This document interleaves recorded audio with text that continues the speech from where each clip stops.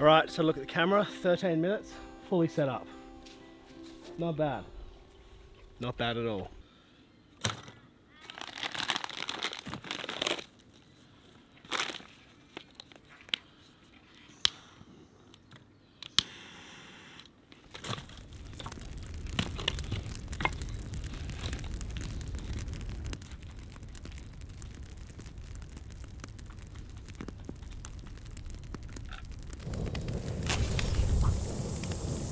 Today we are making a sandwich, and I'm going to call this sandwich the U-boat because it's a German sub. Is that a dad joke? I don't know. It's a thing. So what we're going to do is make a very, I don't know if it's typical, but it's very German inspired sandwich. So it's going to be a pork schnitzel with bits and pieces. You'll see there's a lot of German influence in this, so let's get into it. Now, somewhere in this episode there is a code word, so don't forget to comment that code word down below to win a copy of my cookbook or the equivalent value on my online store. First things first, I'm going to make a little bit of salad. Well, it's like a slaw sort of thing. And one of my favorite camping ingredients, if you watch this show regularly, you'll know I love camping with cabbage because it gives you all that crunch, but it's not annoying and easy to bruise like lettuce. Red cabbage, green cabbage, doesn't really matter. Both will work perfectly for this. I just like the color of red cabbage, looks cool. Even though it's clearly not red, it's purple. Just like this red onion, which is clearly purple. So I want to dice a bit of this red onion, not too much. Now you could just use it like a sauerkraut or something if you wanted to, but I quite like making up my own little salady thing. And some apple, which is very German, or Dutch even. I don't know, it's a bit of both, I think. We'll say German and Dutch food does have its similarities, that's for sure. Now this is a bit of a weird one. Cider.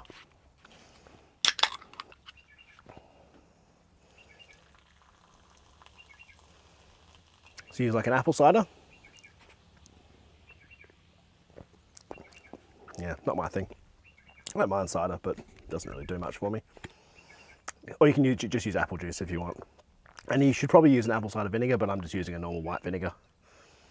So, squirt of that, probably a tablespoon of that. And about 4 tablespoons of cider. Touch of honey.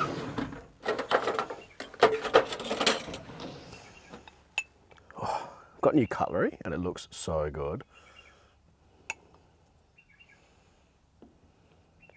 Maybe even a bit of grainy mustard.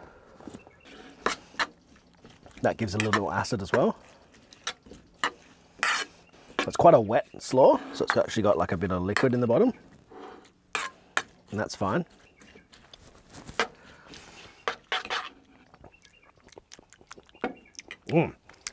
Mustard.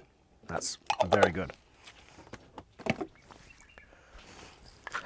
Bit of pepper, touch of salt. And off to the side. Next, schnitzel. It's German, pork schnitzel. So this is a pork chop, pork loin chop.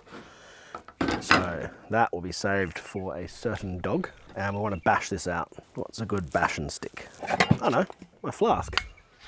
I'm using these high camp flasks, they are really good. Put your drinks in them. I've got a cocktail shaker, which I'll show you in a later episode. They're really good. All right, so beat it like it owes you money. Then we're gonna start the crumbing process. So for crumbs, panko crumbs are great, but I actually find cornflakes work better. I'm using gluten-free cornflakes because my wife's gluten-free. She's celiac, so that's what we have in the house. And actually, before I start that, I better put some oil on to get warm. Okay, crush this up. Salt, pepper.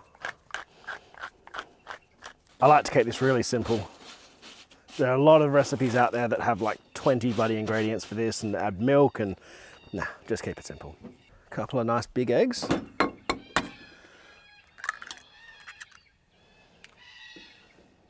Crack it on a flat surface so you don't get shell in it like I just did.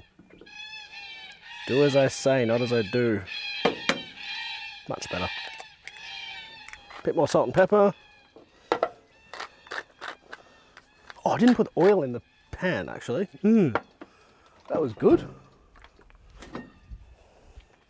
So I'm going to put some oil in this pan up to about probably half a centimetre of oil. I just buy big things of cheap oil, canola oil or rice bran or something. Some sort of a mild cooking oil to do this kind of stuff, because you do get through a bit, and yeah, just the nature. If you want to have stuff that's fried, you're gonna have a lot of oil.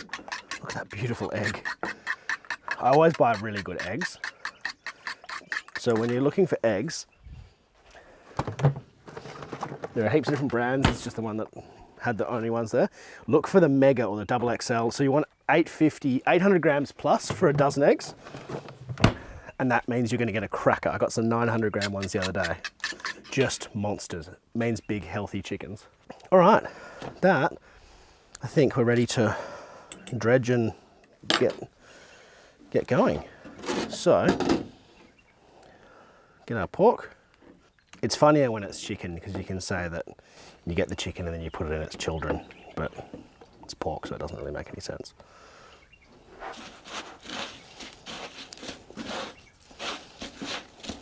So this is basically Germany's answer to the banh mi, I think. And also this is not like a specific recipe of theirs, it's just like a German inspired recipe. But these are popular, these sorts of things are popular in Germany. And to the Germans, let me know how I did. That looks pretty good. That can just sit there for a bit. Wash my hands. Geez, I wasted a lot of egg there. It's a shame. Oh, I know who will like that. That dog. He loves egg. Now, they'd usually use a bit of lettuce, but as I said, I don't really like lettuce on these things, so I don't like camping with lettuce. Should also say this is not one for like you're going on a 3-month expedition sort of thing. This is not many long life ingredients in this, particularly the bread. So this is, you've just left town, first day or two, and you want to make something fun for lunch, this is a great one. Or if you just wait on a weekender and you've got room for lots of groceries. So I'm going to use a baguette.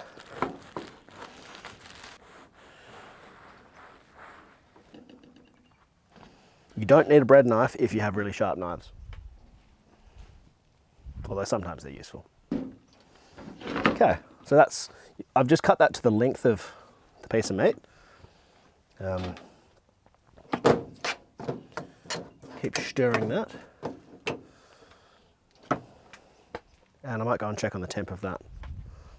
Now, I've spoken about this trick before, but I realise I've never actually demonstrated it. So what you can do to check if it's over 160, is you just put a stick in. If it bubbles like it is there, that means it's going to be over 160. So I can check that. It's 156. So that means you can start frying.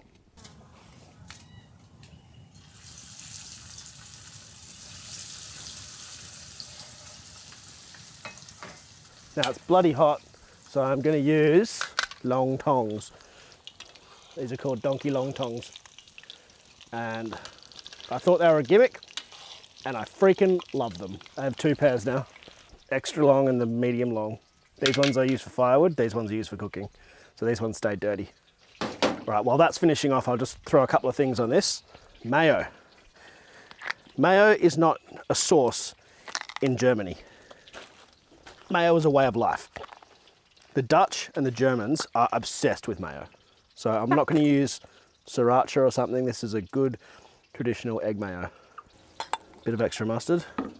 And then I think I better grab that.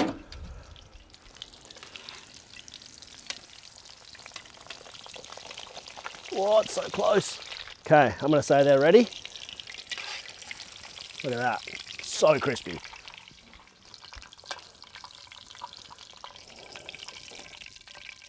All right, that's nearly every ingredient, but there's one very important one missing. We'll put this on first. Oh, look at that. Big crunchy boys. Chuck the slaw on.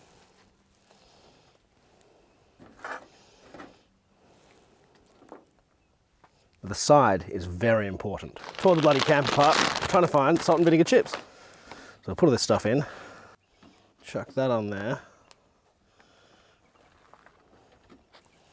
and then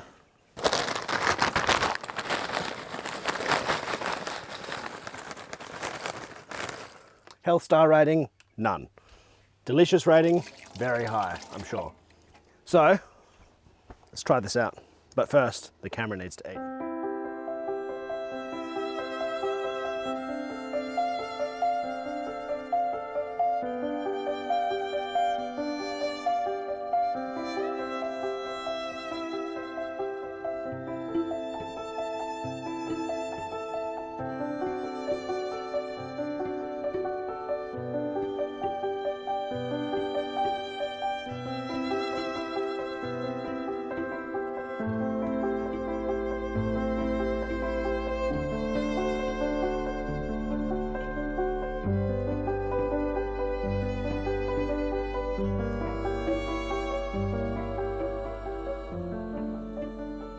Now, something extremely German is trying this with beer.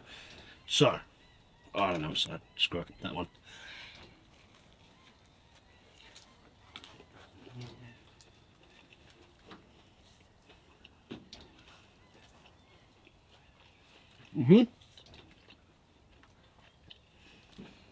Yeah.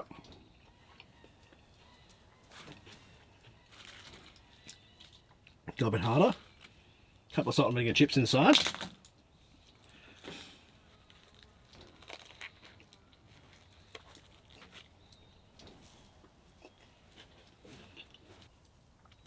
If you don't like that, your taste buds are broken. That's really nice. That's genuinely delicious. How's it go with beer?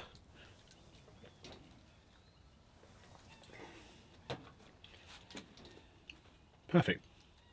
Now, I know I've added a lot of like sweet and salty, sweet and tangy things.